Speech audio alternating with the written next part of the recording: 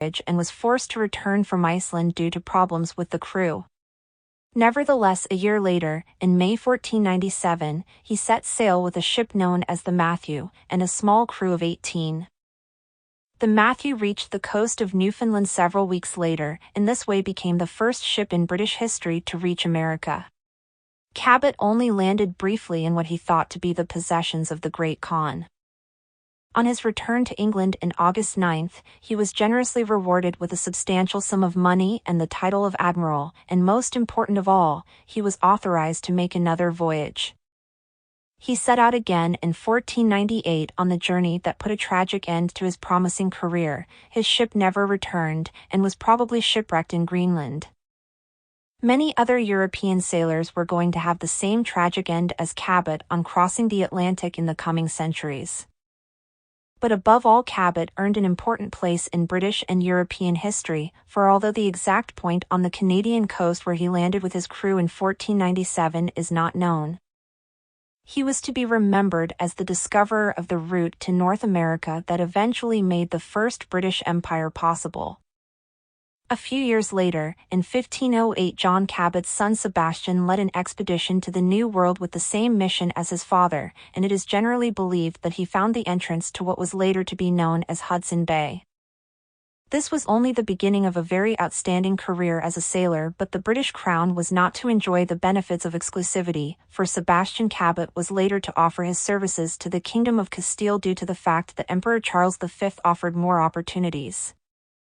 He was appointed Captain General by the Spanish Crown and in 1525 was entrusted with the important mission of establishing the exact demarcation of the Treaty of Tordesillas, and also to sail to the Moluccas in Asia, where Castile eagerly wanted to expand. He even secretly negotiated the possibility of leading an expedition to China for Venice. This shows the extent to which there was stiff competition between European states to recruit the best talent and support the most ambitious projects of exploration.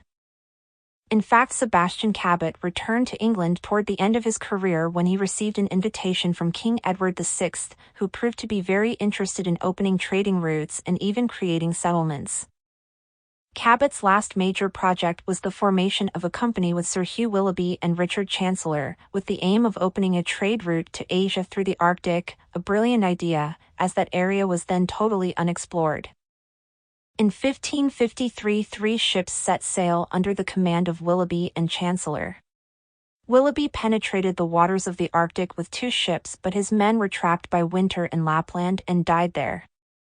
They were not to be the last Englishmen to perish exploring the coldest parts of the earth. Richard Chancellor had better luck. He managed to reach the small sailing village in Archangel, and from there he continued his trip overland until he reached Moscow.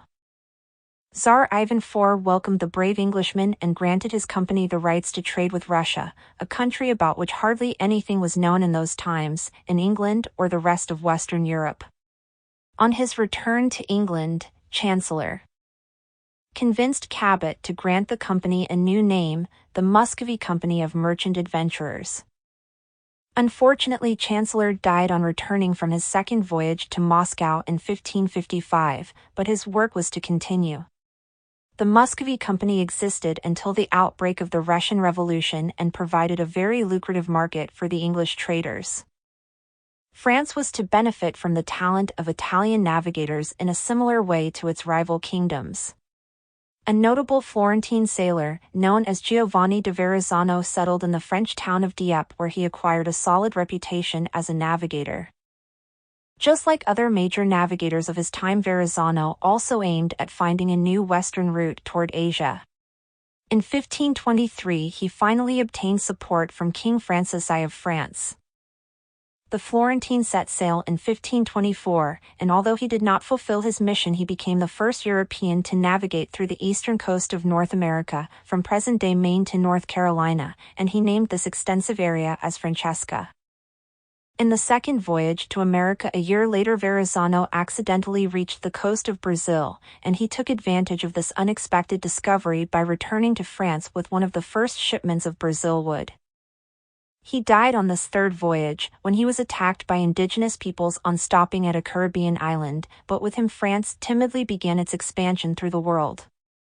King Francis I took a great interest in the European discoveries of America and focused on the promotion of French navigation and colonization, well aware that apart from Spain and Portugal, England was also starting to make progress. Trade routes to the New World had become a source of wealth, apart from a symbol of prestige which none of the great European states could afford to ignore. Determined that France should have its northwestern route to America, he entrusted this mission to a Frenchman known as Jacques Cartier. Cartier set out in 1534 with 2 ships. On reaching Newfoundland, he entered the Gulf that he named the St. Lawrence. Cartier and his men were to be the first Europeans in recorded history to meet the people of that area.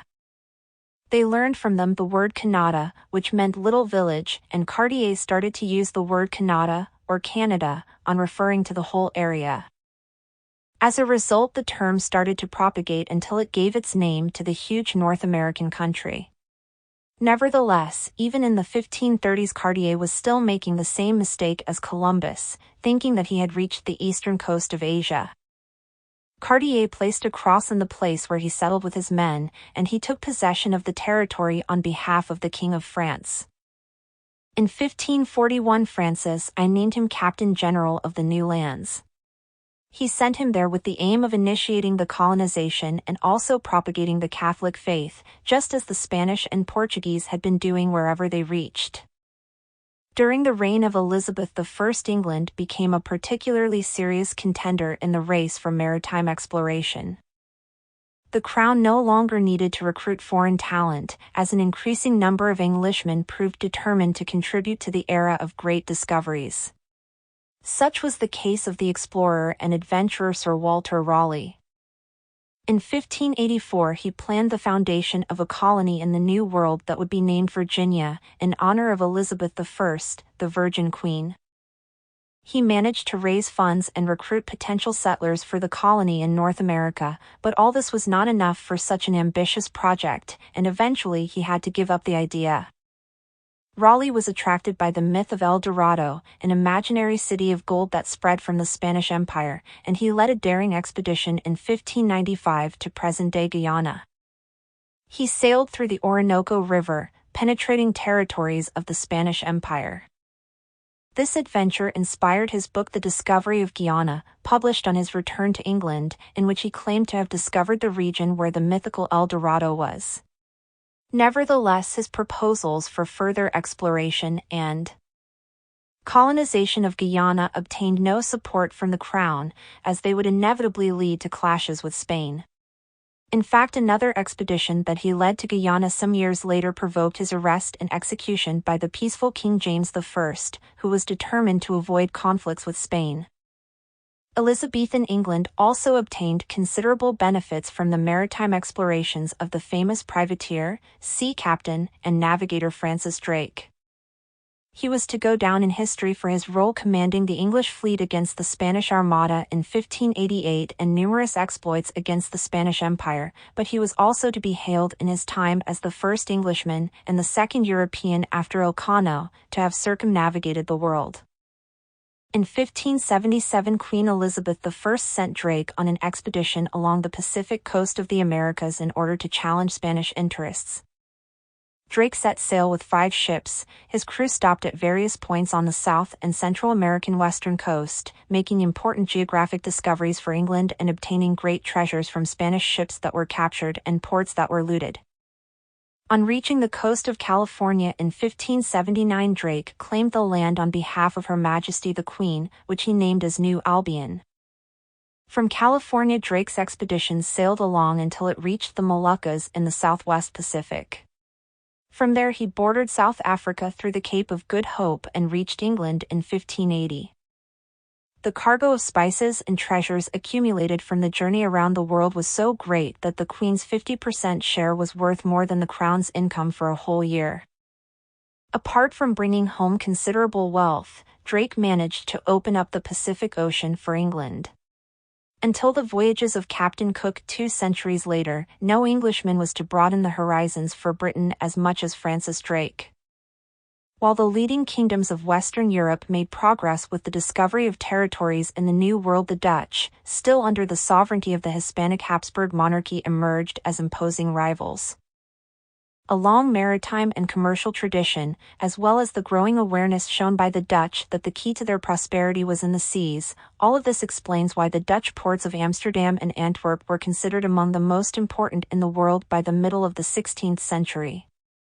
Against this background, great navigators emerged who pioneered Dutch expansion. One of them was Jan Huygens van Linschoten. In 1580, as a young sailor, he went to work in Lisbon, where he is alleged to have obtained confidential information about trading routes that allowed him to break into territories where the Portuguese enjoyed a monopoly. In 1583, he made the first Dutch expedition to the Far East. On his way there, he stopped in India, where he founded the first Dutch enclave in Asia. He also made a name as a writer. In 1596, he published Itinerario, a manual about maritime routes through the world with explanations about how to trade with other people, which was not only extremely useful for aspiring merchants and sailors, but it also contained vivid descriptions of exotic worlds. But it was the cartographer and seafarer Willem Janszoon who was to open up another major frontier in European maritime history. In 1606, he led an expedition from the coast of New Guinea in search of new trading routes. The winds took him to the shores of present-day Queensland. As a result of this, his crew made the first recorded European landing on Australian soil. Janszoon was not impressed by this barren land, and his reports did not transmit much enthusiasm for his discovery. As a result of this, the Dutch gave up the opportunity of leading the colonization of Oceania. It was not until 2 centuries later, in 1770, that the European colonization of this remote island began, when Captain James Cook reached southern Australia and took possession of it on behalf of the British Crown. While Dutch exploration made progress in Asia, an Englishman opened a frontier for the Netherlands and the New World. Henry Hudson started his career in his country's service, sailing for the Moscow Company. Due to his great experience in the Baltic Sea in 1609, he was selected by the recently founded Dutch East India Company to find a northeastern route to Asia. Hudson sailed through the Baltic Sea, but instead of confronting the frozen waters of the Baltic, he turned around and decided to take the risk of looking for a route to Asia through the northwest. In this way, he reached the coast of Cape Cod, where the English had already arrived. Further south, he discovered Manhattan Island, where centuries later the great city of skyscrapers was to emerge, and sailed through the river that would eventually be named after him.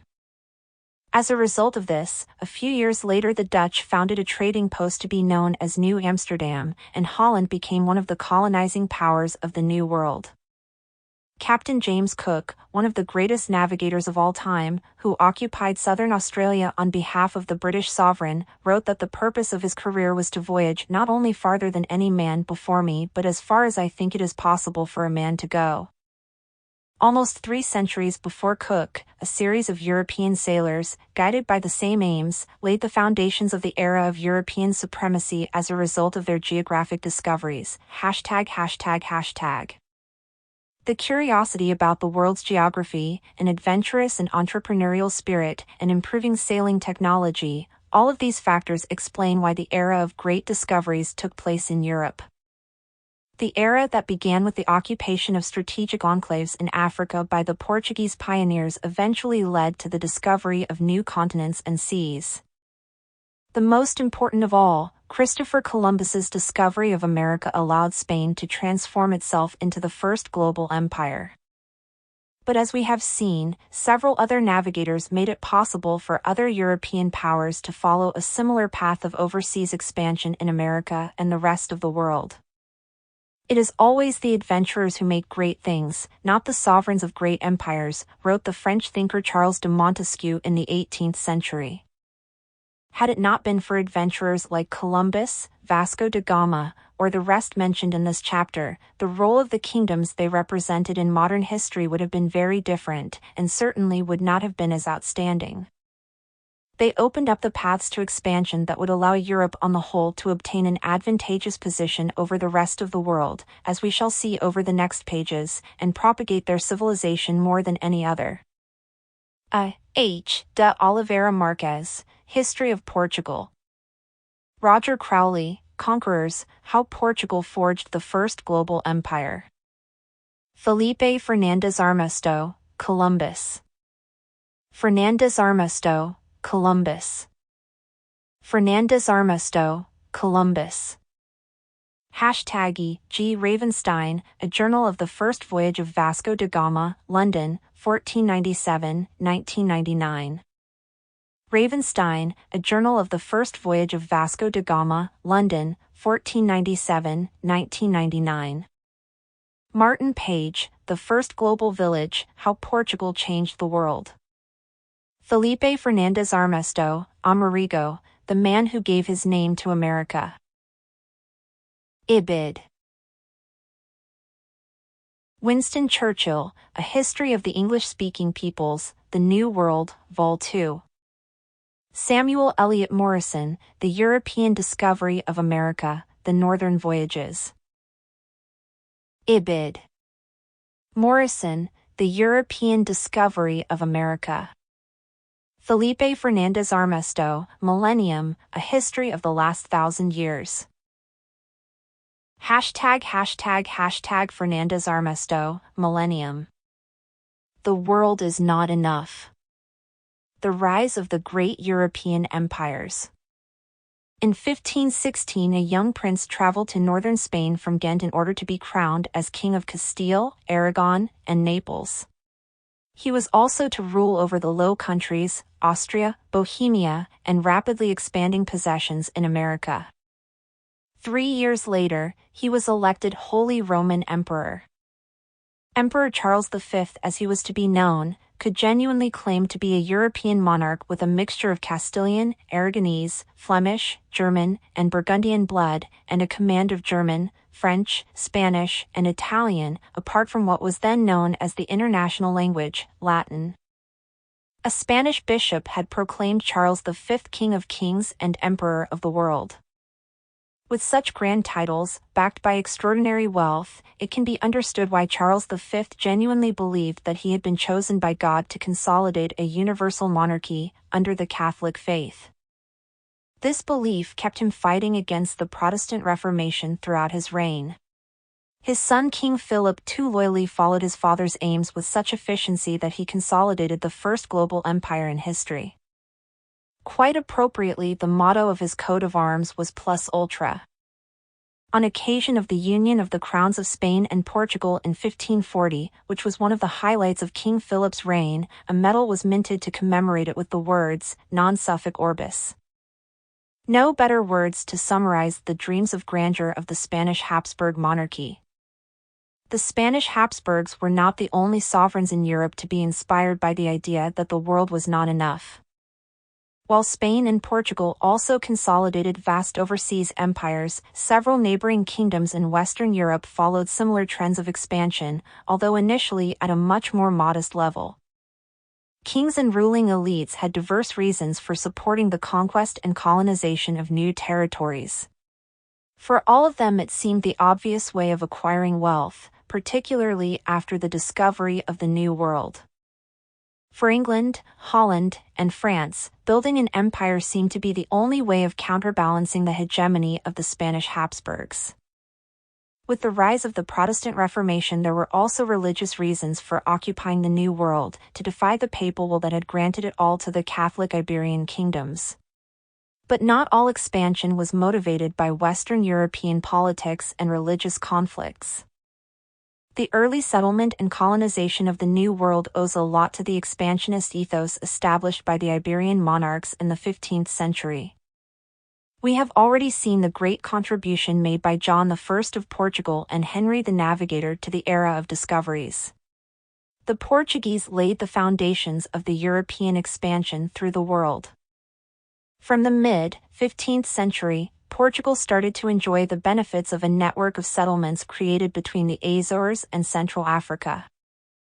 These overseas possessions were not meant to become settler colonies that would attract migration, but rather trading bases. Two prosperous businesses emerged from these early colonial adventures that had a great impact on the Portuguese economy and the great Atlantic powers. The first was the sugar industry. It started in Madeira and soon expanded to the Canary Islands. Dutch traders contributed to its expansion around Europe. In the early 16th century, both Portugal and Spain took sugar cane to their possessions in the New World, contributing to its rapid expansion. The sugar industry, like many other businesses that emerged in the colonial world, required plenty of labor. This led to the development of an equally lucrative business that eventually became very controversial: the slave trade. The Portuguese discovered on the coasts of Africa an abundant commodity for which there was going to be an increasing demand: human beings. These could be bought from African tribes or even kidnapped, and were subsequently sold in Lisbon or other ports.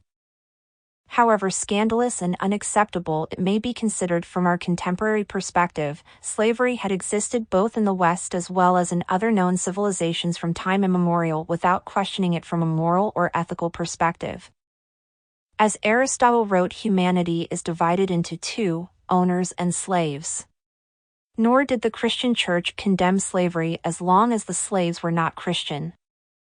With the European expansion, the slave trade became a very profitable business without which the development of occupied territories would not have been possible. Of all the enslaved races, Africans were singled out and suffered the most from this scourge. The first shipment of African slaves reached Lisbon in 1441.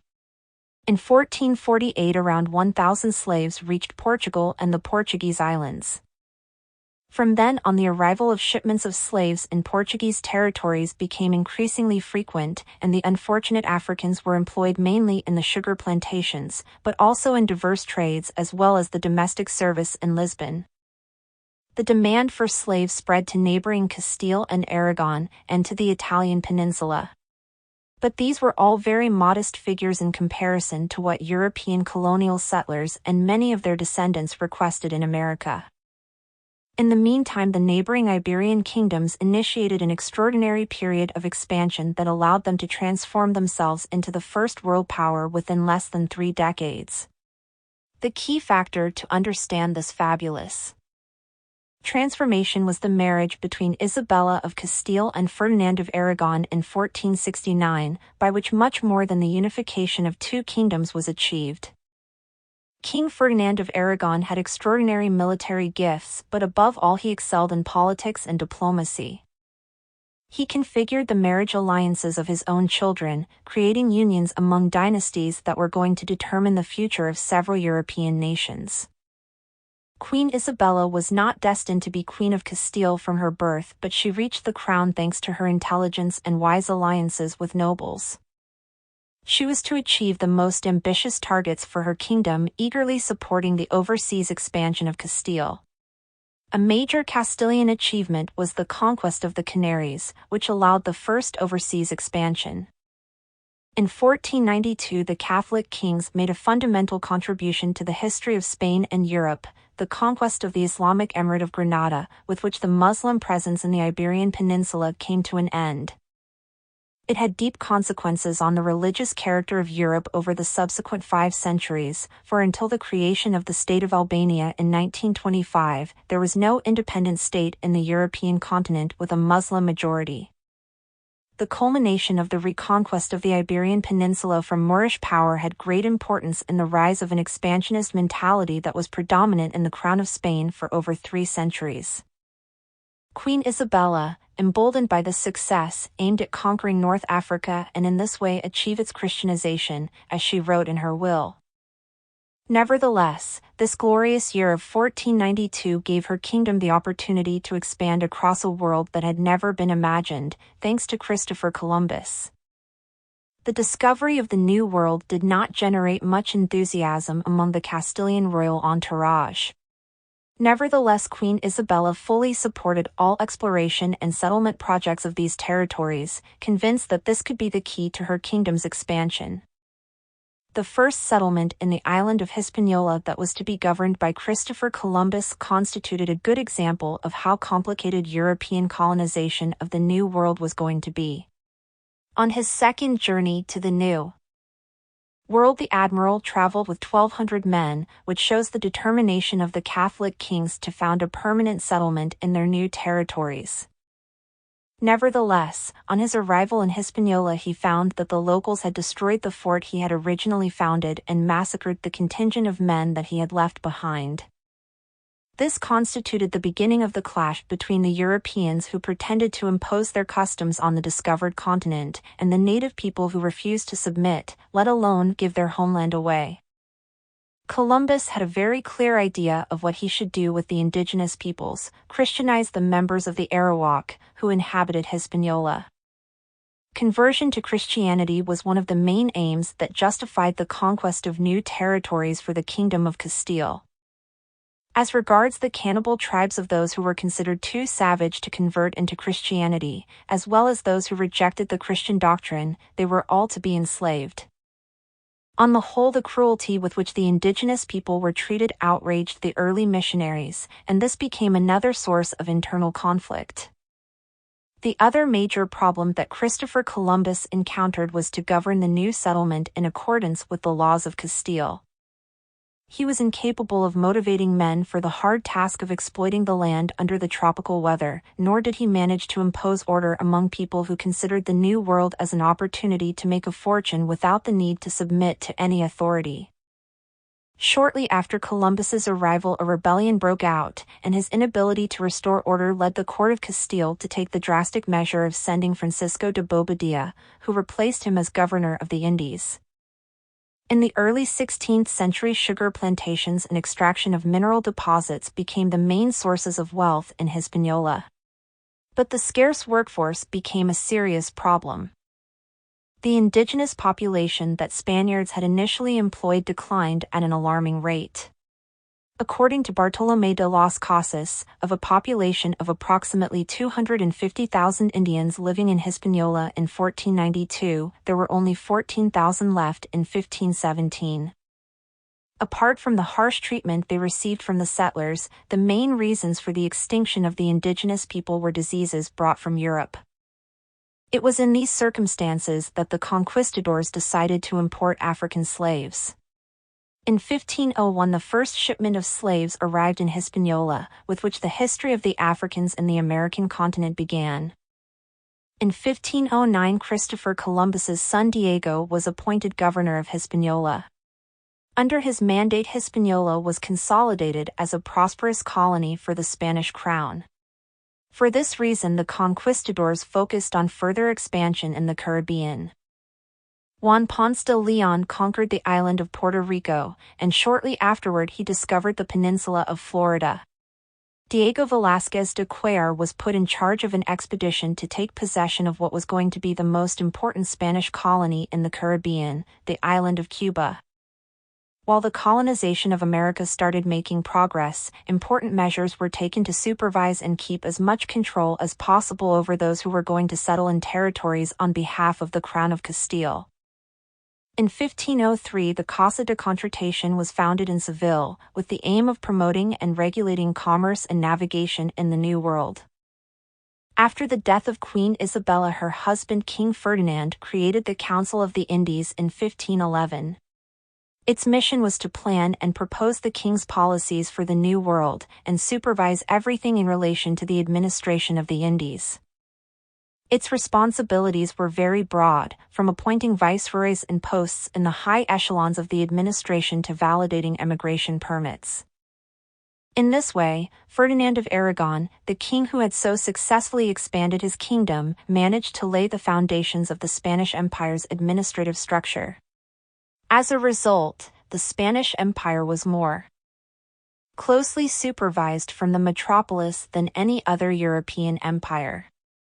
It required plenty of bureaucracy and a broad network of crown servants scattered around all overseas territories, but it served King Ferdinand's purpose if we take into consideration its rapid expansion. During the reign of the King Emperor Charles I, the Spanish Empire in America experienced the most extraordinary growth. He consolidated an empire that was larger than any other known until then. And this was largely thanks to the ambition of two adventurers with which the name of conquistador is most closely associated, Hernán Cortés and Francisco Pizarro. The conquest of Mexico, led by Hernán Cortés, is undoubtedly one of the great feats of history. Due to his victories in the battlefield and the size of the territories that he acquired, Cortés was going to become one of the most important conquerors in European history. As founder and governor of several cities, he laid the foundations of the Viceroyalty of New Spain, the largest and richest territory of the Spanish Empire. He led the first encounter between the Europeans and one of the great indigenous American civilizations, the Aztecs. He was responsible for their defeat and submission, and he also contributed to the rise of intermarriage that was going to predominate in Mexico, the most heavily populated country in Latin America. A man of great ambition and extraordinary achievements, loyal to the king and a devout Christian, he was also cruel, bloodthirsty, and covetous. With his virtues and his defects, he left a controversial legacy and became one of the great symbols of the Spanish Empire in America. As the 20th century Mexican poet Octavio Paz wrote about Cortés, it is not easy to love him, but it is impossible not to admire him. Hernán Cortés, who was born into a noble family in southern Spain, arrived in the New World in 1502. Initially he worked in Hispaniola as a public notary, but he soon decided to follow his vocation as a conqueror. In 1511 he took part in the conquest of the island of Cuba. 7 years later Cortés was put in charge of a flotilla to help an expedition that had been shipwrecked on the Mexican coast, and it was there that Cortés found the opportunity that would allow him to make history. In 1519 Hernán Cortés traveled from Cuba to the Yucatan Peninsula with an expedition of 20 ships, 580 men, 16 horses and 10 cannons. The first fight against the Maya civilization took place in present-day Tabasco. The defeated Maya were declared subjects of the King of Spain and several gifts were handed over to Cortés, including La Malinche, known in Spanish as Dona Marina, who was going to become an interpreter and rendered exceptional services to the Spaniards who aimed at conquering the Aztec Empire. The beautiful indigenous woman was also Cortés's most famous lover, and Martin Cortés, who was born from this relationship, was one of the first prominent examples of a mixed-race person that the Spaniards and Indians bequeathed in these lands. Cortés founded the city of Veracruz, and defying the authority of the governor of Cuba, he proclaimed himself Captain General of the new lands. Cortés aimed at conquering Tenochtitlan, the capital of the Aztec Empire, a city that was bigger than most European cities of that time. On his way he discovered that the Aztecs had enemies in neighboring territories, and formed alliances with them, strengthening his position. Finally he received emissaries of the Aztec Empire with the message that he would be well received. On November 11, 1519, the historic meeting between Cortés and Emperor Moctezuma took place, which has inspired so much literature. Moctezuma identified the Spaniards as descendants of the Great Lord who had been expelled from the country of the Nahua. On hearing Cortés explain who he was, he acceded to submit his people to the King of Spain. Never in history was an empire given up so easily, although it is likely that Moctezuma was deliberately misinterpreted by the Spaniards. And his apparent voluntary submission was simply an expression of courtesy. Soon after becoming a subject of the King of Spain, Moctezuma became his prisoner. Despite the relative ease with which Cortés and his men took the capital of the Aztec Empire, his problems had only started. The conqueror not only had to fight against the Indians but also against the Spaniards, for in January 1520 Governor Velázquez sent an expedition with the order of arresting him for having disobeyed his orders. This gave way to the first war between Spaniards in America, in which Cortés was to defeat his former governor. After fighting the battle against his fellow countryman, Cortés returned to Tenochtitlan in order to face a rebellion led by Prince Cuauhtémoc. On the night of June 30th, that became known in Mexican popular mythology as the Sad Night, the conquistador suffered the most humiliating defeat, which forced him to retreat to the neighboring territories. But on August 13, 1521, Cortés and a troop of 20,000 warriors who were mainly recruited among the indigenous groups to inspire one of the classic works of the Spanish Empire in America, The True History of the Conquest of New Spain, written by Bernal Díaz del Castillo. One of the men who accompanied Cortés in this exploit. Thanks to Hernan Cortés, Emperor Charles V became the sovereign of the biggest empire on the American continent, and the conquistador was compensated with the title of Governor and Captain General of New Spain. In the 1530s, Cortés continued making notable contributions to the Spanish Empire. He began the conquest of present-day Guatemala and founded the cities of Guadalajara, Chihuahua, Zamora, Mérida, and Valladolid. He also explored Lower California. In 1540 he traveled to Spain with the aim of winning support for new ventures, but, as it happened so often, his conquering mentality clashed with the narrow-mindedness of the members of the court. He died in 1547 when he was about to return to the lands of New Spain, where he had become a legendary figure. While Hernan Cortés made such great contributions to the Spanish Empire that they extended from present-day Guatemala to California, another native from Extremadura, known as Francisco Pizarro, was to replicate his achievement with the conquest of another great empire in America, that of the Incas. Francisco Pizarro's childhood and youth was much more difficult than those of the rest of the conquistadors. He was an illegitimate son of a nobleman, did not receive any formal education, and survived his early years looking after pigs. With such poor prospects for earning a living in his native land, the news of the New World, where he could try and make his fortune, attracted him from the outset. He arrived in America with the expedition of Nicolas de Ovando in 1502, just like Hernan Cortés. Pizarro quickly understood that the great opportunities to make a fortune were in the mainland. He participated in the expedition of Alonso de Ojeda through present-day Colombia and Central America. There he conceived a much more ambitious plan with which to reach glory and make a fortune, the conquest of the Empire of Peru. In 1524 Pizarro allied himself with Diego de Almagro and a priest from Panama, Hernando de Luque, to explore the western coast of America. He led two expeditions between 1524 and 1528 that proved to be a failure, but they served to obtain references about the vast reach and wealth of the Inca Empire in Peru.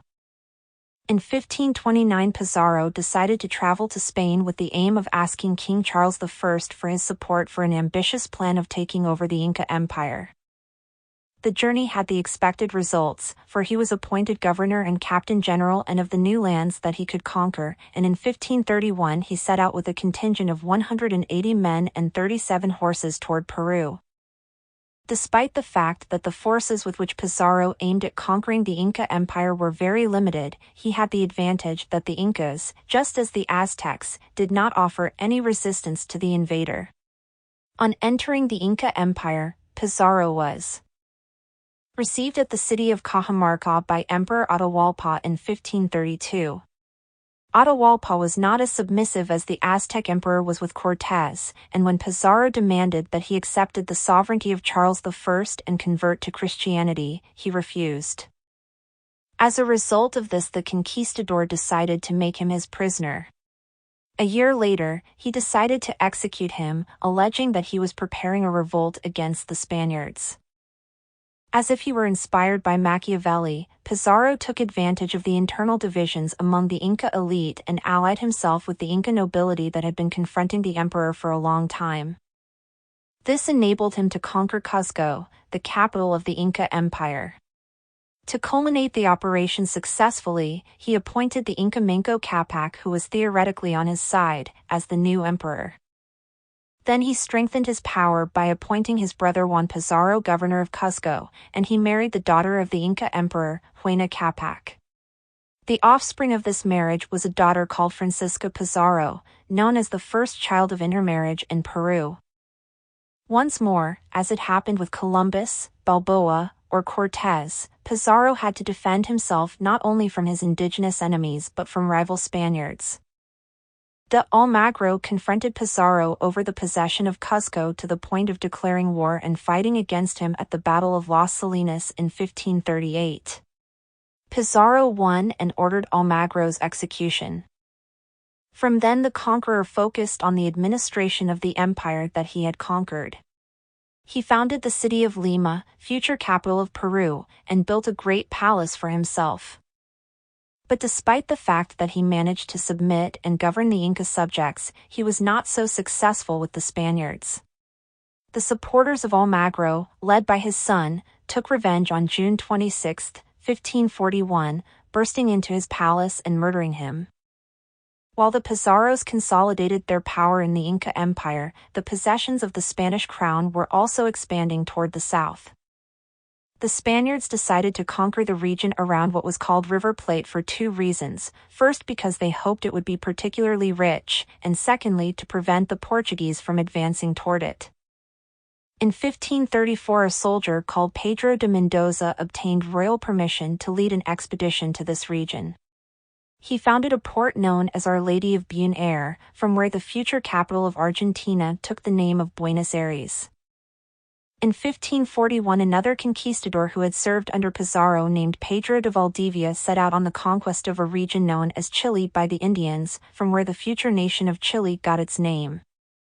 De Valdivia opened up this new frontier for the Spanish Empire with a small contingent of 110 men, and he founded the city of Santiago. Shortly afterward, another of Pizarro's men, Francisco de Orellana, marched toward the north and founded the settlement of Guayaquil in Ecuador. The empire's frontiers were also to expand toward the north of New Spain. In 1565, Pedro Menéndez de Aviles formally took possession of the peninsula that was later to be known as Florida, and founded the settlement of St. Augustine.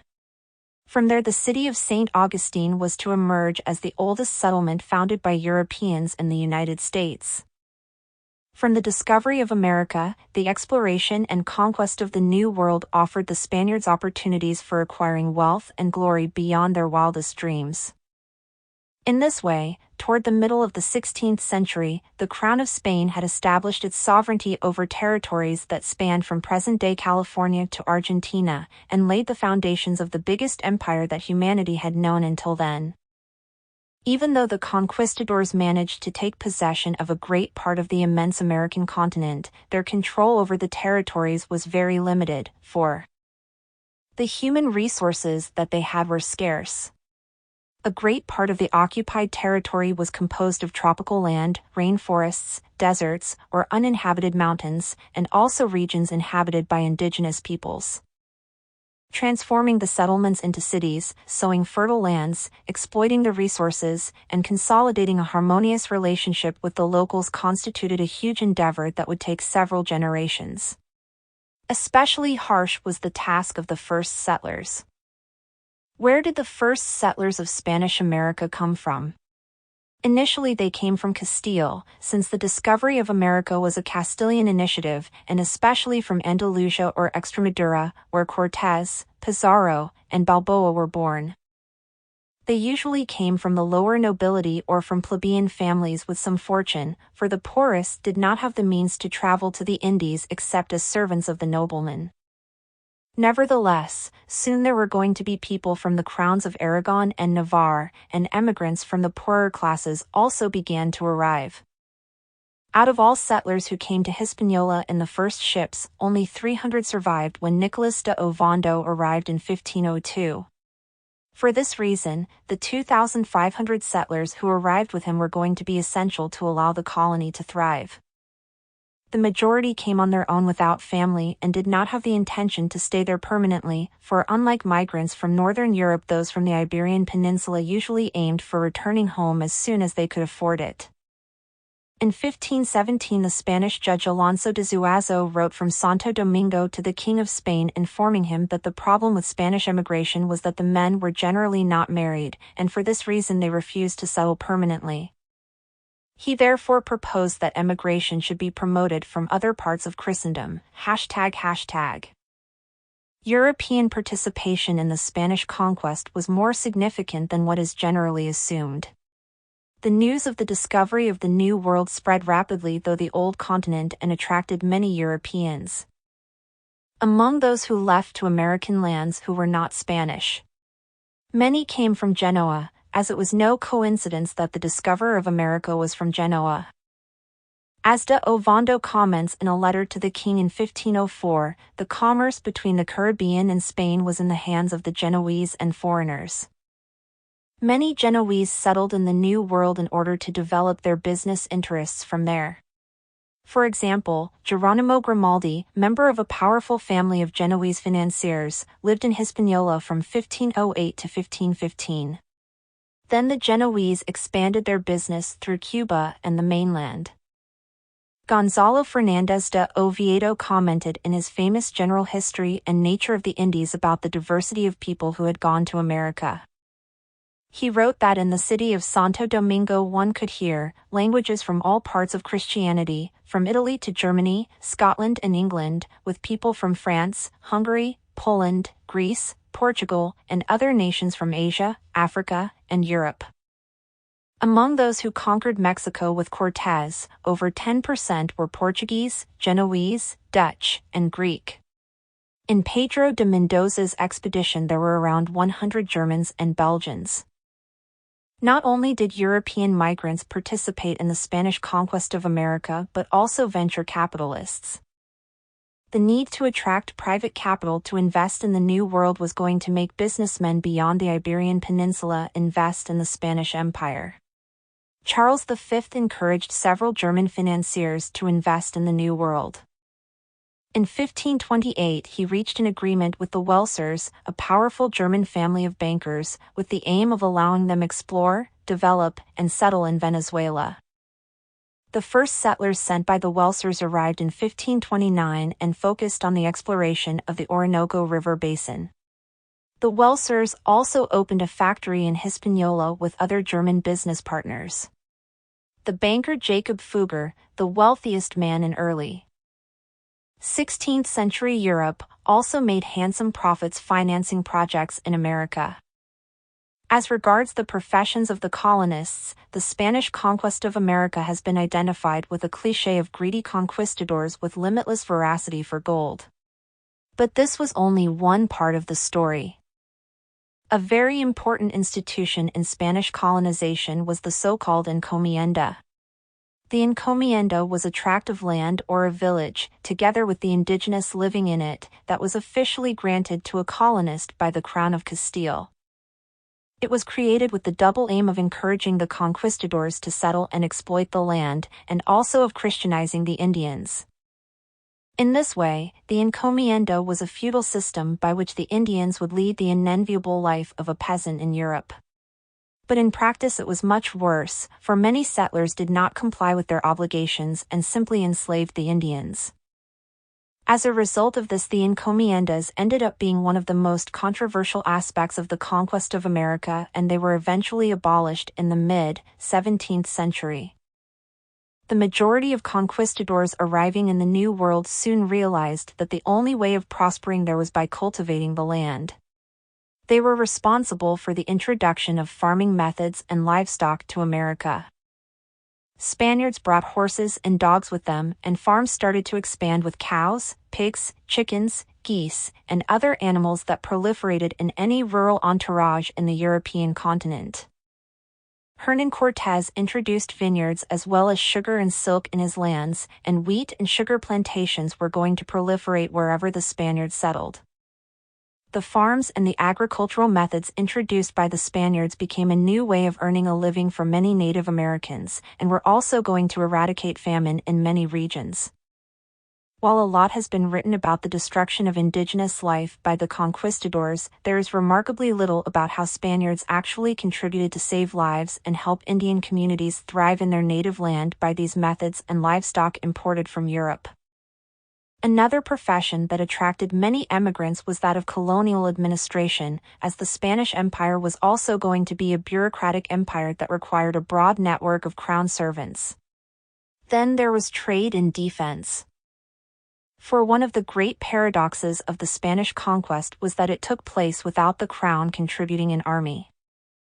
Even though the expedition leaders were usually professional soldiers, troops were recruited among the settlers in the colonies, who aimed at settling in the conquered lands and prospering there. The Portuguese Empire evolved in a different way from the Spanish for several reasons. While the Kingdom of Castile focused on establishing settlements in the New World, Portugal on the other hand was building a network of trading posts. For a long time Asia was much more attractive for Portuguese colonization than the New World, primarily because it was much more profitable. After the establishment of forts in Goa and Malacca, the Portuguese culminated their rapid expansion in Asia by setting up a trading base in Macau in 1554, in this way becoming the first European power to have access to the hermetic Chinese market. With such prospects for growth in Asia, it can be understood why the crown neglected the coasts of Brazil. The Portuguese crown divided the coasts of Brazil into 7 hereditary captaincies in 1523. It hoped that those in charge would manage to consolidate these settlements, but this was not the case. Out of the 7, only 4 of them made progress, a setback mainly due to lack of settlers. Toward the mid-16th century, the most prosperous captaincies, Porto Seguro, Ilhéus, San Vicente, and Pernambuco did not have more than 600 settlers, excluding slaves and natives. On the whole, the European population living in the coast did not exceed 10,000. ###. Spanish America, all attempts to find gold and silver initially failed. As a result, settlers had no option but to cultivate the land, and tobacco, cotton, and sugarcane became the main products exported by this colony. The captaincies did not give the expected results, and it was also feared that those who inherited these territories would end up defying Lisbon or perhaps falling into the hands of the neighboring Spanish Empire. For this reason, in 1548 the Portuguese crown radically altered the colonial administration. The hereditary captaincies were all dismissed and replaced by a governor-general who would administrate the colony on behalf of the crown. In 1549 the first governor, Tomé de Souza, arrived in Bahia. From then on the colony experienced major changes. Tomé de Souza was ordered to found the settlement of San Salvador, and a contingent of 3,000 men that were sent from Portugal became its first inhabitants.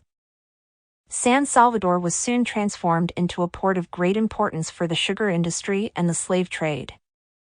Not only did it become the capital of Brazil for the next 2 centuries, but also one of the largest cities of the New World.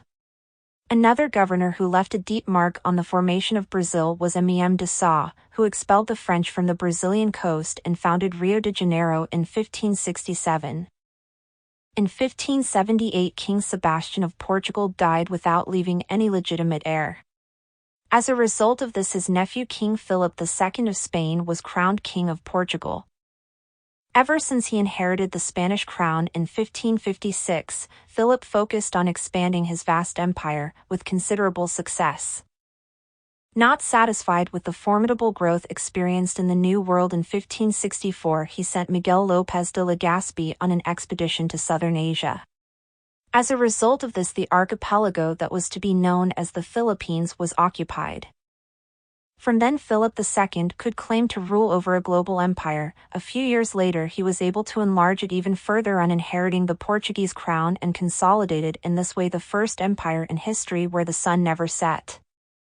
Due to the historic rivalry between Castile and Portugal, and the reticence with which Portuguese elites received Philip II as their new king, important measures were adopted so that this union would not be seen as Castile taking over Portugal.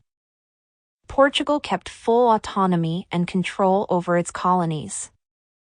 The king even contemplated the possibility of transferring the capital of his empire to Lisbon, for after the fusion of his kingdoms this had become the most important city on the Atlantic.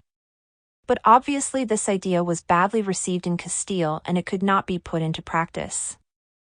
Unlike his father Charles V, Philip II was well aware that the key to the power of the Habsburg monarchy was in the progress of its empire in the New World. For this reason he paid particular attention to improve colonial administration. The great viceroyalties of the Spanish Empire were created during his reign. The Portuguese Empire experienced steady growth and no interference from Castilian authorities, which partly explains why the Iberian Union was to survive for 80 years.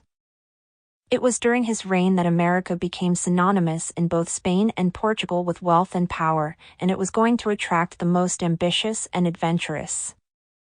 For a long time, until well into the 16th century, empire building seemed to be the exclusive privilege of the Iberian pioneers. For let us not forget that the Americas had been distributed between Spain and Portugal at the Treaty of Tordesillas in 1494 with the Pope's blessing, and other powers could only trespass on these domains by disobeying the maximum authority of the Christian world. The first European sovereign to openly defy the Pope's authority was the English King Henry VIII. During his reign, which marked the history of the English in so many ways, the word empire started to be openly used in association to England's territories. In the 1530s he proclaimed his realm an empire, with the aim of demonstrating that he owed no allegiance to the Pope, nor would he allow any interference from the Habsburg monarchs who were the most determined supporters of the papal will. King Francis I of France was equally outraged by the Pope's favoritism toward the Iberian kingdoms. To protect French interests against this, he initially sought an alliance with Henry VIII. Then he went as far as to sign an alliance with the Sultan of the Ottoman Empire, Suleiman the Magnificent, quite a controversial decision for a Christian king, as it seemed to imply that national interest was above religious allegiance. While these monarchs used diplomacy to protect their kingdoms against Iberian expansion, ordinary Europeans utilized diverse subterfuges to gain access to the wealth of the New World. The quickest and easiest way of obtaining benefits from the New World for those who were not subjects of the Iberian kingdoms was through piracy. Initially, the French corsairs were the great masters in the business of intercepting Spanish and Portuguese ships that transported gold, silver, and other treasures from America to Europe. Many of them came from the French port of Dieppe. Particularly famous was the case of the corsair Jean Fleur, who captured 2 Spanish galleons with treasures sent by Hernan Cortés from the conquest of Mexico. Other European rivals used the same method for snatching bits of wealth from the New World. Elizabethan England started to use piracy as a legitimate way of reaping rewards from the Spanish Empire and promoting its interest against Catholic Iberian empires. Francis Drake and John Hawkins made very lucrative careers in this sphere. In his first voyage to the Caribbean, John Hawkins attacked a Portuguese ship full of slaves that were later sold at a great profit in the Caribbean. As a result of this, he became the wealthiest man in Plymouth, his hometown. He also became a pioneer in the notorious slave trade triangle between England, Africa, and America. Few years later, he made a second voyage to the Caribbean, which allegedly transformed him into the richest man in England. In its eagerness to find new markets that could rival those of the New World, Elizabethan England set its eyes on the Far East. In 1600, Queen Elizabeth I signed a royal decree by which the East India Company was created. The company was not only the pioneer in European commerce with India but also the first joint stock company in the history of European colonialism. It was a very innovative way for promoting a state's economic expansion, as it was financed by private investors looking to develop new markets. The writer Richard Hakluyt was among the company's shareholders. Hakluyt became famous for his book The Principal Navigations, Voyages and Discoveries of the English Nation, in which he urged the Protestant nations to set up colonies with which to counterbalance Catholic influence in the New World. He was to put his theories into practice as the founder of the Virginia Company, which aimed at creating the first permanent settlement in North America. In 1607, the Virginia Company sent its first 3 ships with 105 men under the command of Christopher Newport. On his arrival in the New World, Newport founded Jamestown on the present-day coast of Virginia, laying the foundations of the colony that would bear the same name. A few decades later, it would become the most populated and prosperous colony in British America. The beginnings of this colony were extremely difficult. 1 year after their arrival, half of the settlers had died of sickness, cold, and hunger. The rest survived thanks to the strict discipline applied by Captain John Smith, who emerged as the colony's leader. Unlike the Spanish conquistadors who were to find vast sources of wealth from territories where silver and gold was abundant, the English settlers initially found no other way of earning a living in the New World than by cultivating the land. It was only after one of the first settlers, John Rolfe, decided to try his luck by planting tobacco that the settlement's economy gradually started to take off. since the habit of smoking made progress first in Europe and gradually in the rest of the world. Sir Walter Raleigh is alleged to have introduced it in England. From the early 17th century, addiction to this drug expanded rapidly. John Rolfe had a brilliant idea of planting tobacco seeds in Jamestown. His experiment was so successful that tobacco became the colony's main export.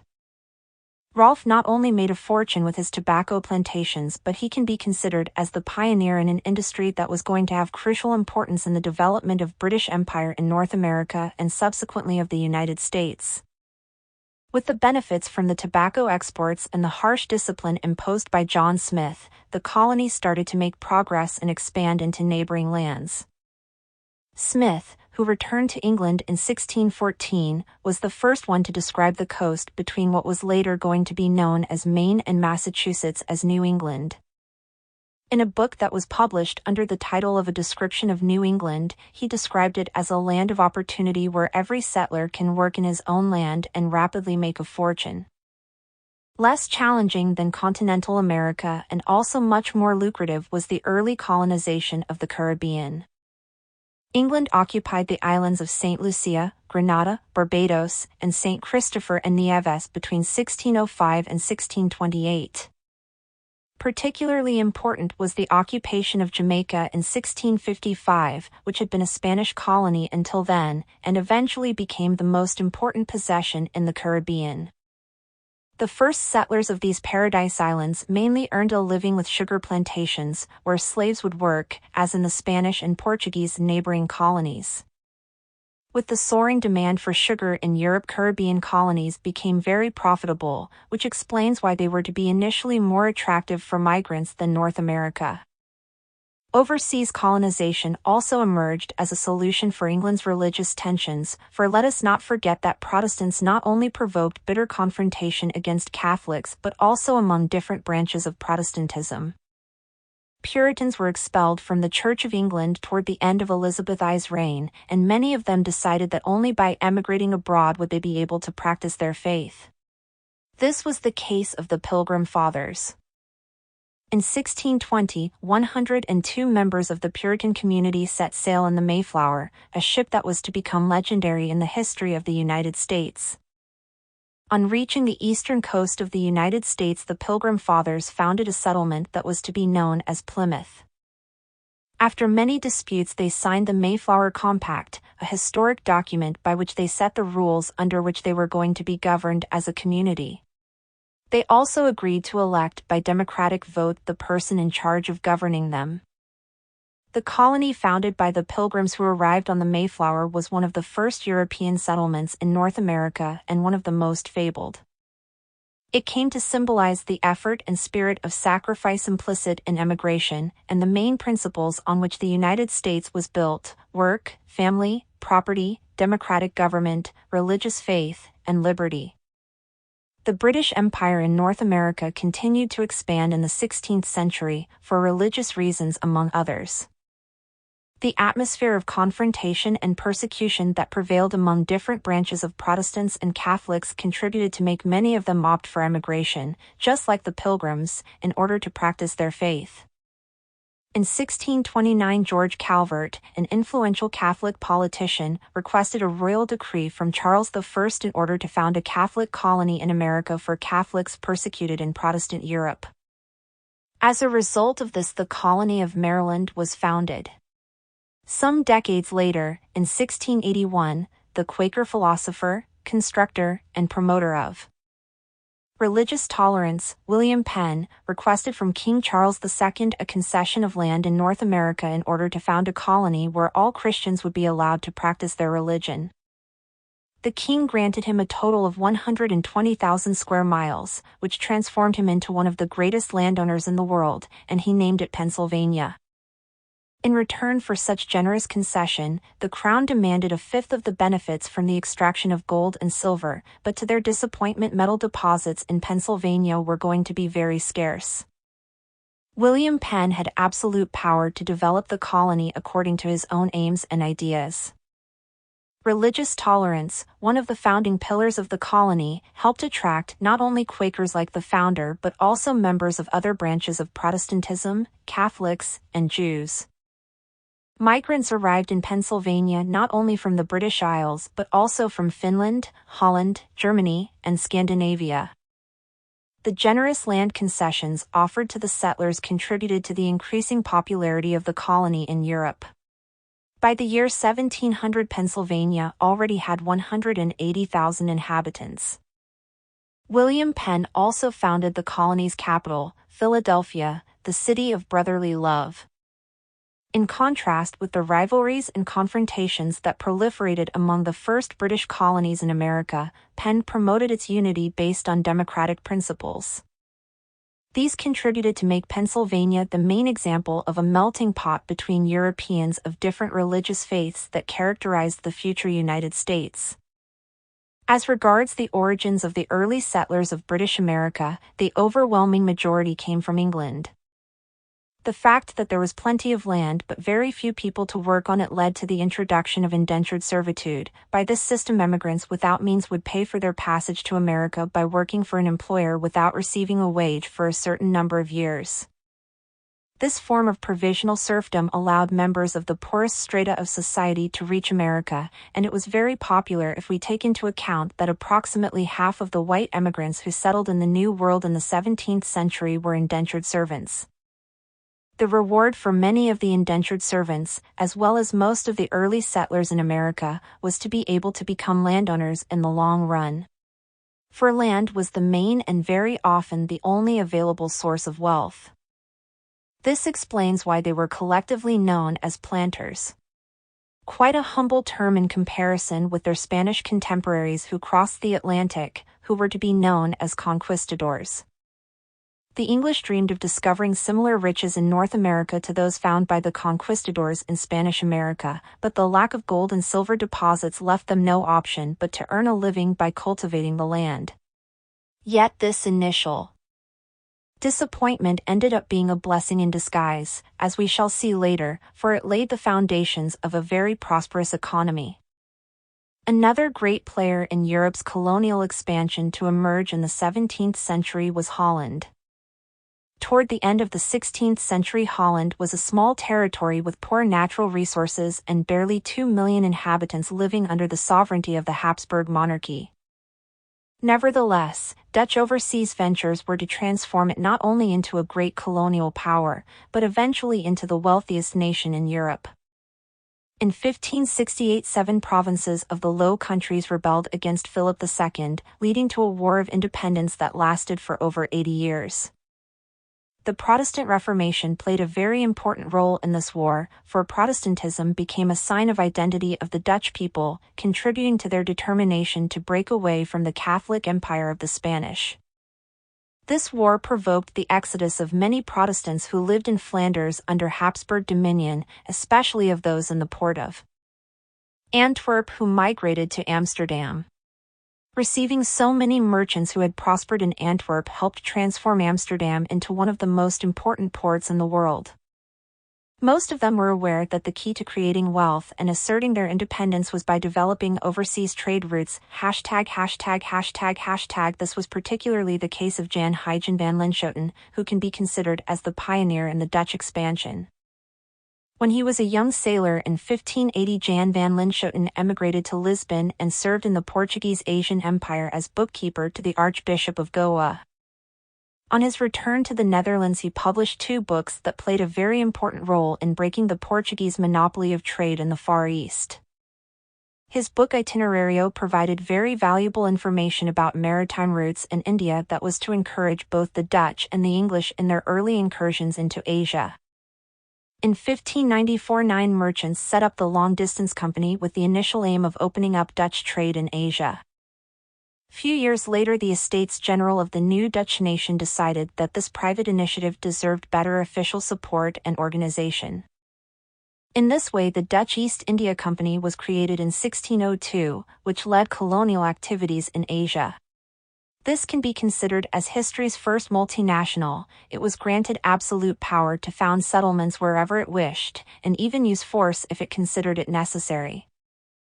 The Dutch East India Company settled in Ceylon in the year it began its overseas operations. Admiral Peter Booth was appointed governor. He was also known as the Viceroy, and even though his power was far from being the equivalent of a Spanish viceroy, the title gives an idea of how highly esteemed this post was. The company's fourth governor, Jan Pieterszoon Koon, occupied Jakarta. Shortly thereafter, in 1621, he renamed it under the Christian name of Batavia and transformed it into the capital of the Dutch Empire in Asia. From Batavia, the Dutch merchants and sailors managed to oust Portugal from its hegemonic position in the spice trade, which they controlled in the Moluccas. They also posed a challenge to the East India Company of Britain. Batavia emerged as the strategic point from where the Dutch established trade networks through Asia. Holland also broke into the New World with great success.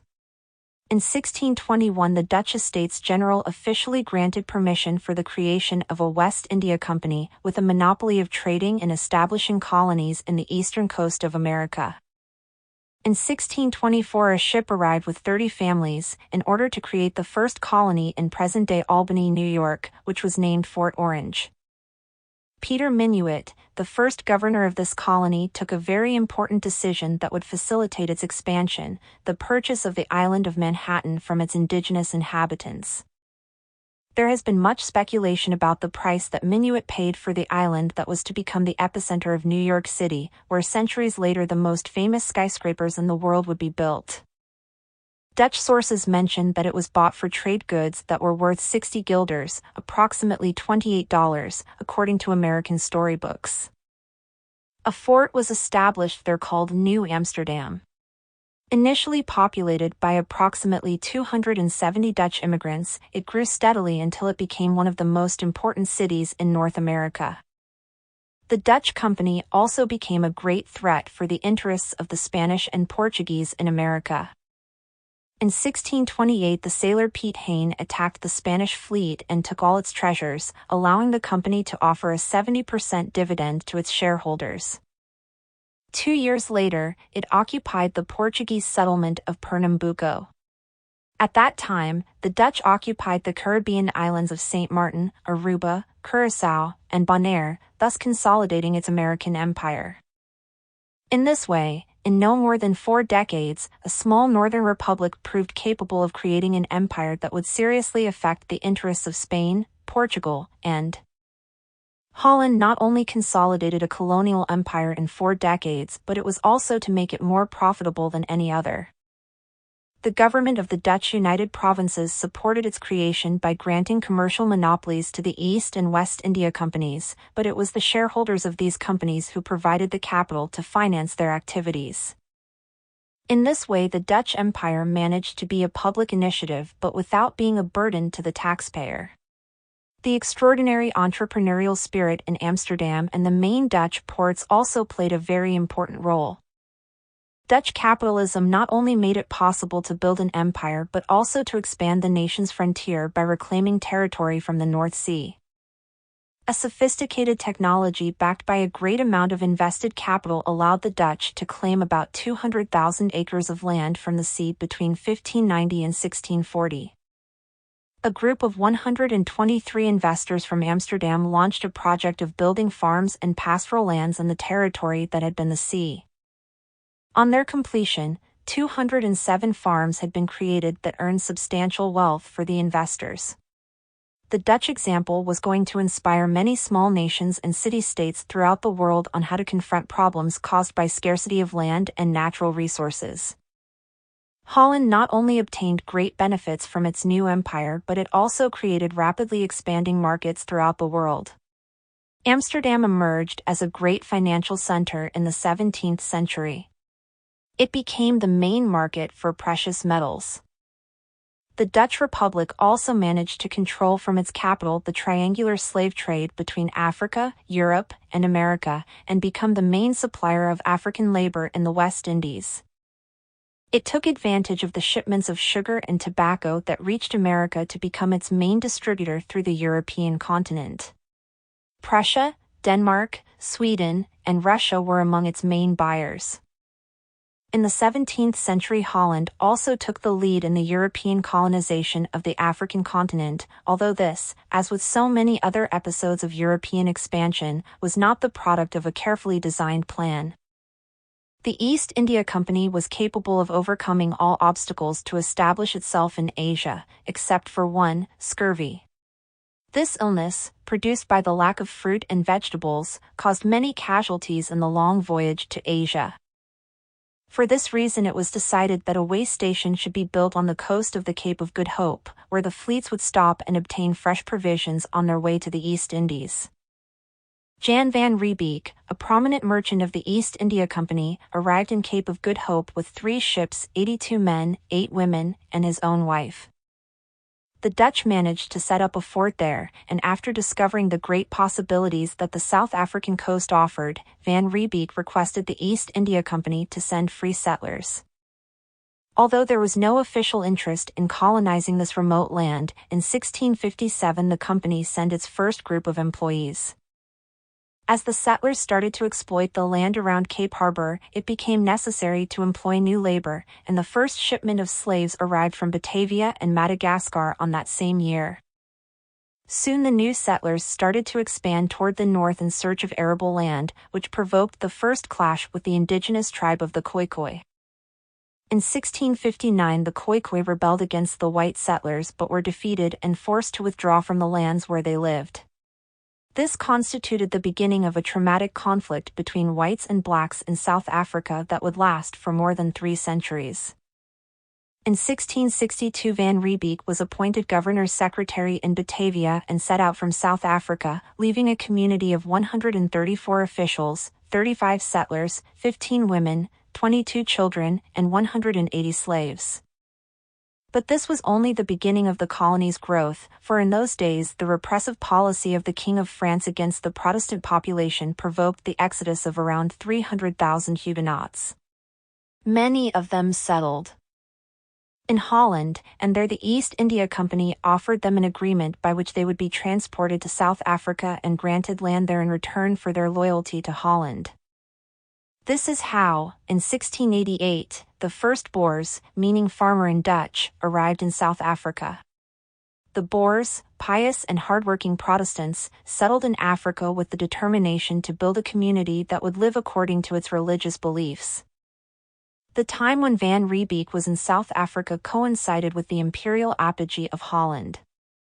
In 1648 the Treaty of Westphalia put an end to 80 years of war against Spain, and also the 30 Years' War, which had confronted several powers mainly because of religious reasons. Holland was recognized as an independent nation, and also Switzerland emerged as a nation independent from the Holy Roman Empire. This treaty led to a new world order based on the respect to the sovereign estate. In this way Europe created a term that would constitute the essence of international relations from then on, the nation-state. In the mid-17th century the young Dutch nation was going to emerge as the best example of the virtues of the nation-state in the world, and of the principles that could make it prosper. Its overseas empire had provided the Dutch people with the wealth to expel the Habsburg monarchy, and trade networks eventually allowed them to overtake Spain as the wealthiest power. What about France?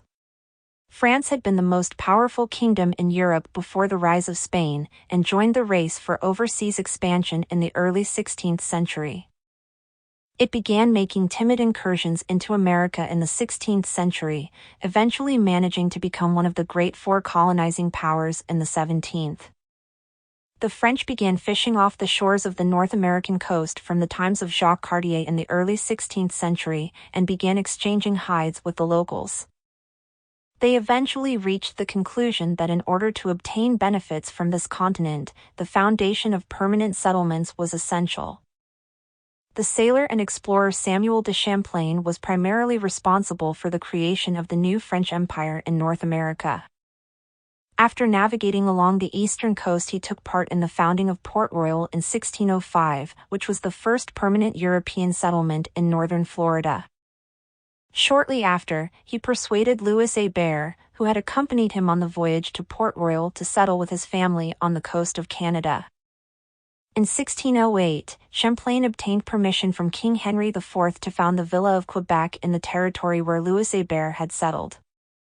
From then on, Quebec became the center of the fledgling overseas possession, which was soon to be known as New France.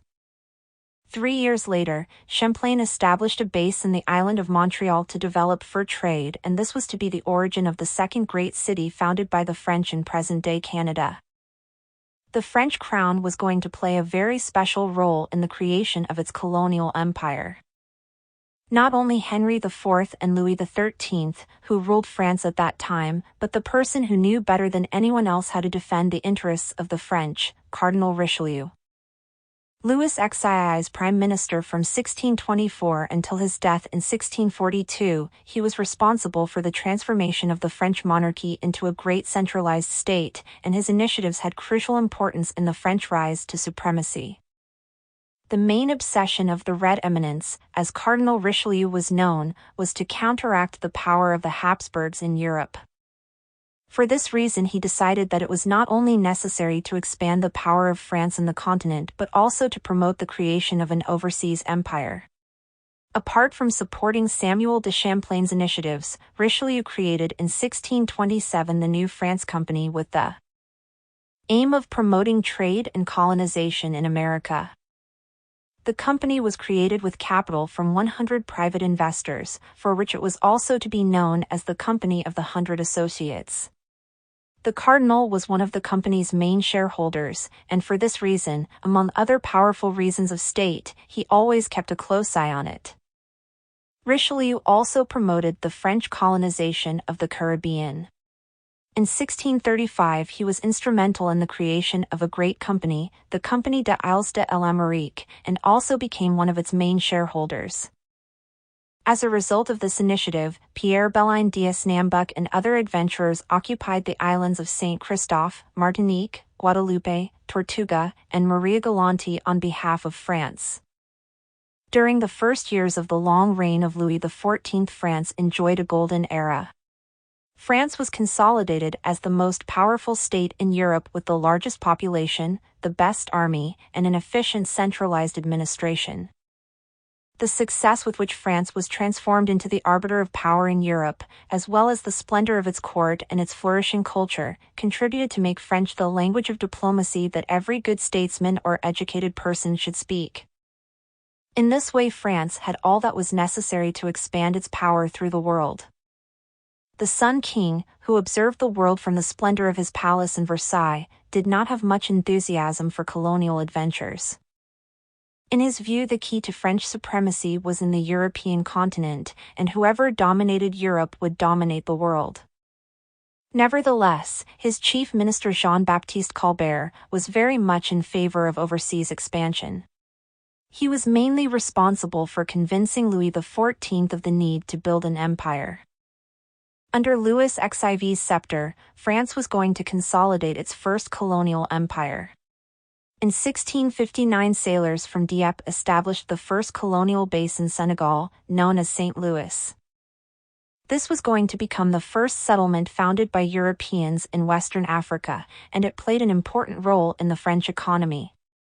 From this Senegalese base, the French traded in rubber, ivory, gold, precious stones, and slaves. In the Caribbean, Louis XIV promoted the creation of the colony of Saint-Domingue in 1659, in the western half of Hispaniola, where French buccaneers had arrived a few decades before. The establishment of this colony was a great idea from the economic point of view, as it became one of the main sugar producers. Finally, under the reign of the Sun King, France managed to reach Asia. After the creation of the French East India Company in 1675, the French reached Madagascar, and from there they sailed to India, where they founded their first trading bases in Asia. The French crown was not only directly involved in the promotion of French colonization, it also managed to keep strict supervision over its development.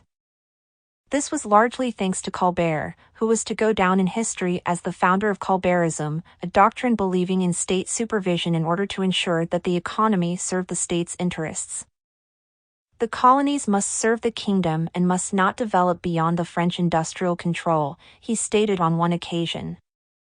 With the aim of ensuring that the Crown would have a closer supervision over the colonial expansion in America, the Sovereign Council of New France was created in 1663. Most important of all was the creation of the post of Intendant of New France, by which a senior government official would be in charge of the colonies. Administration on behalf of the king, in the same way that the viceroy did this in the Spanish Empire.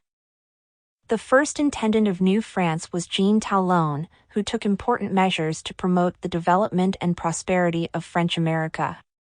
An important initiative, for which he was to be specially remembered, were the so-called filles du roi, over 900 young women who were sent to New France with the aim of marrying settlers, hoping in this way that their offspring would lead to the population increase that the colony desperately needed. ########. Just as it happened with Spain and Portugal, the difficulty to populate the colonies led the French crown to accept the fact that many of its citizens would not be white. As a result of this, intermarriage was promoted. According to the founding charter of the Company of New France, every descendant of French settlers who had been baptized would be considered a French citizen. Later on, the French authorities encouraged the settlers to build families with the indigenous people. Nevertheless, the fact that the Indian tribes in North America were much wilder and indomitable and also less numerous, prevented the emergence of a large mixed-race population as had happened in Spanish and Portuguese America. In spite of all these measures to promote procreation of French citizens in America, population growth continued to be disappointing. New France, which had around 8,000 inhabitants in 1660, did not have more than 17,000 settlers in 1700, an insignificant figure compared with the over 240,000 white settlers in the English colonies of North America. Despite the fact that France had much more population than England or the Iberian Peninsula, promoting immigration to the colonies constituted a great challenge. The economic, religious, or personal motives that made so many Europeans wish to start a new life in America did not seem to be so powerful among the French. The French Empire in America had several disadvantages in comparison to the other European empires, and for this reason very few Frenchmen seemed willing to settle permanently there. In first place, the geography and climate of New France were much harsher. Nor did the system that was established for colonizing the new lands give the expected results. The seigneuries were an almost feudal system of land tenure. The company granted land to the seigneurs, and in return they would look for settlers and cover the cost of their voyage to America. The settlers for their part would have to pay rents to the seigneur and work for him for a certain period each year. The main problem of this system was that all the settlers' obligations toward the seigneur prevented them from prospering. The strong presence of the French state was also another obstacle. The intendant enjoyed absolute power to raise taxes and recruit settlers for defense. One of the main incentives for emigrating to America was precisely to get rid of the political and administrative controls exerted by the European states. The settlers in the English colonies felt relieved from many of their obligations as subjects of the crown, and they could also influence their government through democratically elected colonial assemblies. But this did not happen in the French colonies, where its inhabitants were submitted practically to the same hierarchical society as in France. Unlike ordinary French citizens, the religious orders were particularly motivated to migrate to America, particularly the Jesuits. The Jesuits not only played a very important role propagating Christianity but also in the expansion of French America. The explorers Louis Joliet and Robert de La Salle had been raised as Jesuits, although after their arrival in America they earned a living trading in furs. Joliet, in his frequent contacts with the indigenous population, heard them talk of a great river called the Mississippi, and he sailed along the upper reaches of this great river. La Salle went much further in his explorations. On learning from the Mohawk tribe about the existence of a great river known as the Ohio, La Salle devoted himself to exploration. Greatly influenced by contemporary traveling myths, he hoped that by sailing along the Ohio River he would reach the Pacific Ocean, and from there he would find a western path to China. He was soon proved wrong, but in compensation he managed to explore the Great Lakes of North America. shortly after he canoed down the Mississippi and claimed the Mississippi Basin for France, naming it Louisiana. In his final expedition he founded Fort St. Louis, Indiana, Texas. La Salle made the most important contribution to French expansion in America, allowing him to consolidate a huge territory in North America that stretched from present-day Canada to the Caribbean. The territories around Illinois to Ohio were particularly appropriate for the fur trade. The sources of wealth offered by the lands around the Mississippi were immense, and the Louisiana expanse had much better weather for agriculture and the cultivation of products like sugar, cotton, and tobacco. After La Salle, other great adventurers started colonizing the discovered territory. Pierre Le Moyne d'Iberville founded the colony of Louisiana in 1699. In 1718, his brother Jean-Baptiste Le Moyne de Bienville founded the city of New Orleans. Another great contribution was that of Antoine de la Mothe Cadillac, who in 1701 founded the city of Detroit on the border of the American Great Lakes in present-day Michigan. With the founding of these cities and the occupation of the immense territory that stretched from Detroit to New Orleans, toward the end of Louis XIV's reign, France had managed to consolidate the largest European empire in North America. Rivalries between great powers increased as their empires expanded, and very often the territories held by some would expand at the expense of the others. This was certainly the case with England, whose empire considerably grew at Dutch and French cost. A policy that was going to be narrowly associated with European imperial expansion was that of mercantilism, based on the idea that colonies should be forbidden to trade with rival nations and that incursions of foreigners into a country's national market should be protected by tariffs. England was to take drastic measures in order to protect the expanding market in its possessions, and this led to the First Anglo-Dutch War in 1652, which broke out as a result of the interception of Dutch ships that were found in English territorial waters. Holland was defeated and was forced to respect England's navigation acts. But this did not put an end to territorial clashes between the two countries. In 1664, King Charles II decided to put an end to the disputes with the Dutch by invading New Amsterdam. The territory succumbed to the British forces that were led by the Duke of York, and it was duly renamed as New York. From then, the inhabitants of the Dutch settlement became British subjects. Once Holland was expelled from North America, the British managed to consolidate a solid colonial empire composed of what came to be known as the 13 colonies.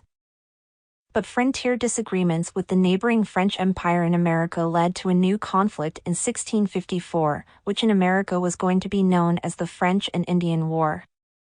This colonial war between France and Britain contributed to soaring tensions between great powers in Europe to such an extent that it led to the outbreak of the 7 Years' War in 1756. Britain, Portugal, and Prussia fought against France, Austria, Russia, and Sweden in this first global conflict, which some historians have insisted on calling the First World War, as it was fought on 4 continents. This war showed how far European interests had spread across the world by the 18th century. The territorial aspirations of each nation fighting in this war could no longer be decided exclusively on the European continent. France was the great loser in this war, and the Treaty of Paris in 1763 confirmed its disappearance as a great colonial power. It ceded practically the whole of New France to Britain, except the islands of Miquelon and Saint Pierre, and it also lost Louisiana to Spain. Britain managed to oust France from India, in this way initiating the era of hegemony over the Indian subcontinent that was so important in its imperial destiny. The key to Britain's victory in this war was twofold. First, naval supremacy. From the times of Elizabeth I, there was increasing awareness that naval power was the key for the security of the British Isles and overseas expansion.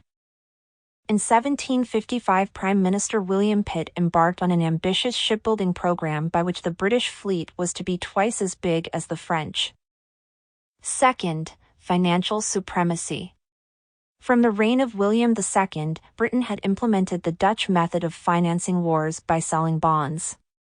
In this way, while the British government had a great capacity to raise money, the French had to accept defeat once their state coffers were empty. Colonial expansion and victories on the battlefield made the British become increasingly conscious of their global power.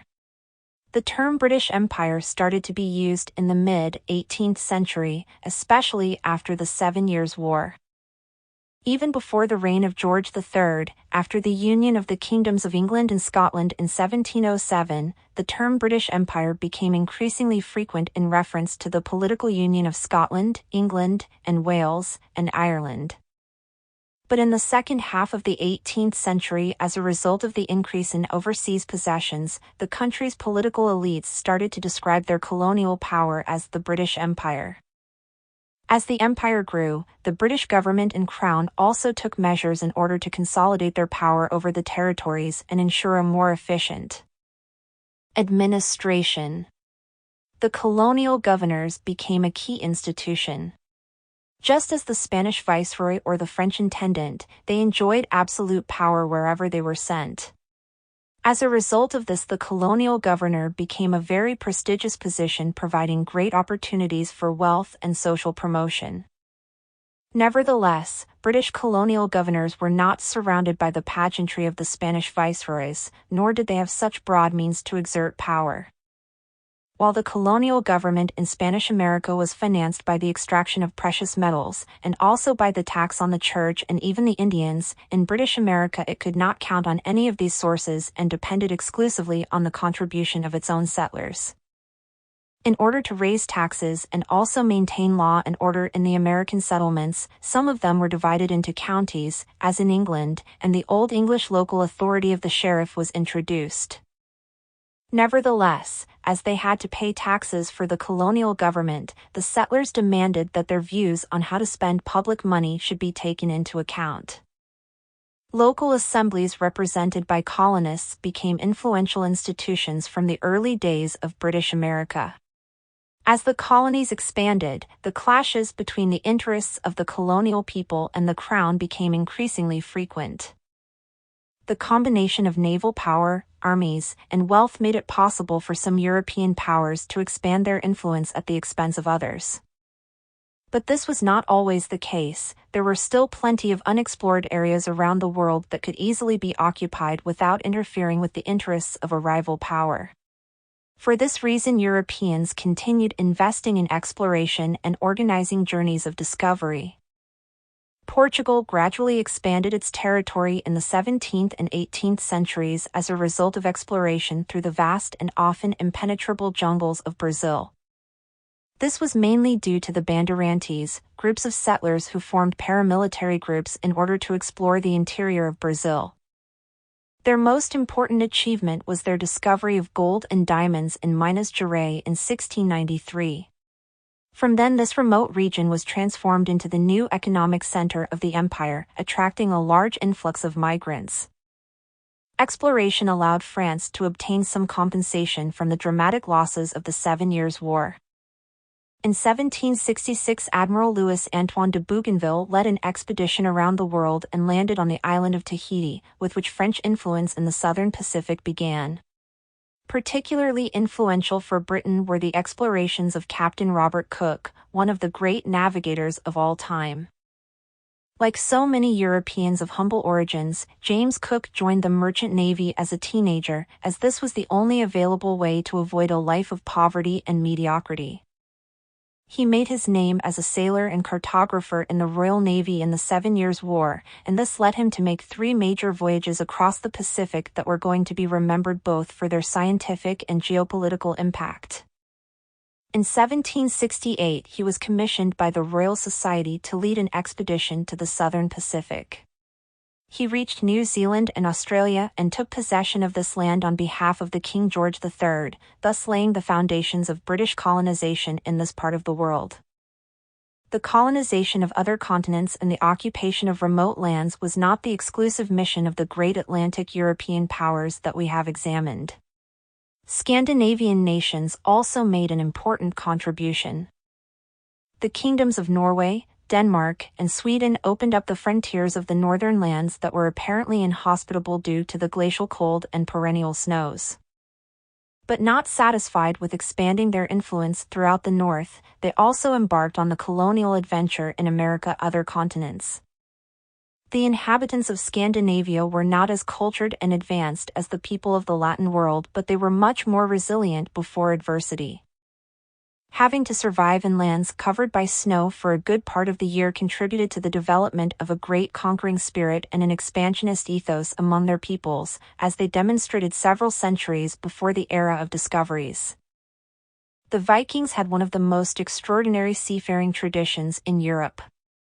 Archaeological remains have proved that they reached the shores of North America, although they were never aware of having discovered a new continent. With this background, it is not surprising that their descendants in the Scandinavian kingdoms of Norway, Denmark, and Sweden made a substantial contribution to European expansion. The first Scandinavian migratory waves settled in Scotland, Ireland, Iceland, and even Greenland. Norway emerged as the hegemonic kingdom in Scandinavia as a result of this network of northern settlements. Nevertheless, in the 16th century, Denmark became the dominant state. Sweden, Norway, and Denmark had spent 2 centuries unified under the same monarch, but Swedish dissatisfaction under Danish dominion led to the end of this union in the 16th century. Denmark, on the other hand, was not going to allow Norway become independent. In 1536, the Danish Council officially merged with Norway, and from then on the Norwegian overseas possessions were to be directly controlled from Copenhagen. From that time, Denmark was also known as Denmark-Norway as a result of the union of the two kingdoms, strived to consolidate its position as a Protestant state in Europe. It did not achieve hegemony in the Baltic due to the opposition of Sweden and the German principalities, but in compensation for this it achieved formidable overseas expansion. The Danish Empire was another European example of close cooperation among sailors and adventurers, private investors, and the crown. The Danish East India Company was granted an official concession to trade in Asia during the reign of Christian IV.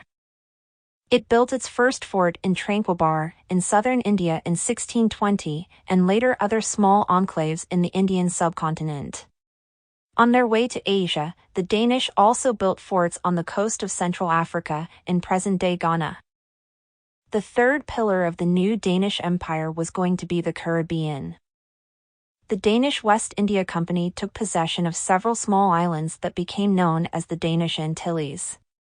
Just as other powers in the region, the Danes made these possessions profitable through the exportation of sugar and cotton. Much more challenging than the tropical possessions were the northern ones that had been originally occupied by Norway. In Iceland, a small Scandinavian population started to thrive from the 16th century onward. Nevertheless, the harsh living conditions prevented the population from growing steadily.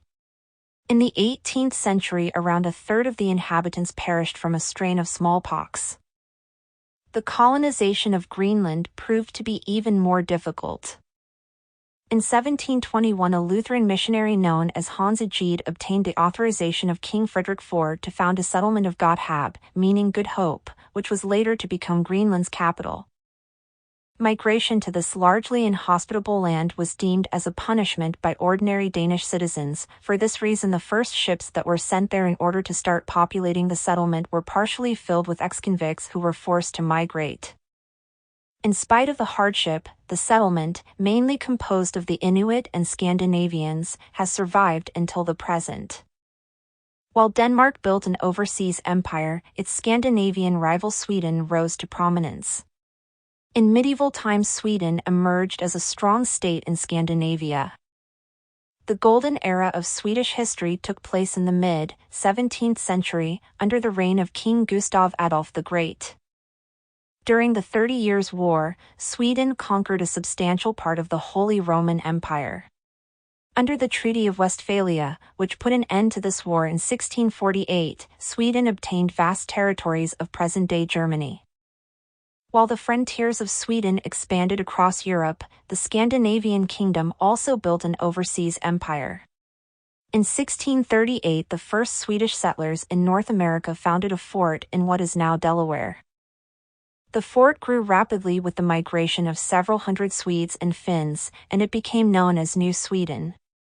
In the 1650s, a few forts were founded in Central Africa, the Swedish Gold Coast. Nevertheless, this period of imperial expansion was to be very brief. Holland invaded New Sweden and made it part of New Amsterdam. Similarly, Denmark ousted Sweden from Central Africa and transformed its territories into the Danish Gold Coast. A few decades later, its hegemonic position in Northern Europe was successfully challenged by a rising power, Russia. In 1700, Tsar Peter I of Russia led a coalition of countries with the aim of putting an end to Swedish supremacy in Northern Europe. Russia, Denmark, Prussia, Poland, Lithuania, and Saxony were all allies in a war against Sweden that was going to be known as the Great War of the North. Sweden was finally defeated, and with the exception of Finland and Pomerania, it lost all the territory that it had gained in its years of expansion.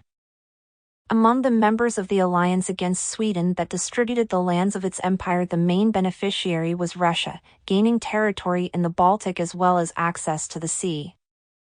This culminated one of the most extraordinary processes of territorial expansion in world history, which also constituted an important chapter in the rise of Europe in the world. The rise of Russia as a nation-state was very complicated, mainly due to its geographic location in the eastern end of Europe, where the continent is only separated from Asia by the natural barrier of the Ural Mountains. This territory was constantly exposed to the attacks and ravages of the Mongols and Tartars. The early Russians were victims of formidable Mongol expansion. From the time of Genghis Khan in the 13th century, the Mongols managed to conquer so much territory that they became the largest land empire that has been seen in history. It was only the Russians started to thrive around a settlement known as Muscovy in the 15th century. During the reign of Ivan III, the Principality of Moscow managed to triple its territory, forcing the Mongols to withdraw. The Russian Orthodox Church established the seat of its patriarch in Moscow, which allowed it to forge a close alliance with the ruling dynasty. The fall of Constantinople in 1453 and the death of the last Orthodox emperor allowed Moscow to become the main center of the Orthodox Church.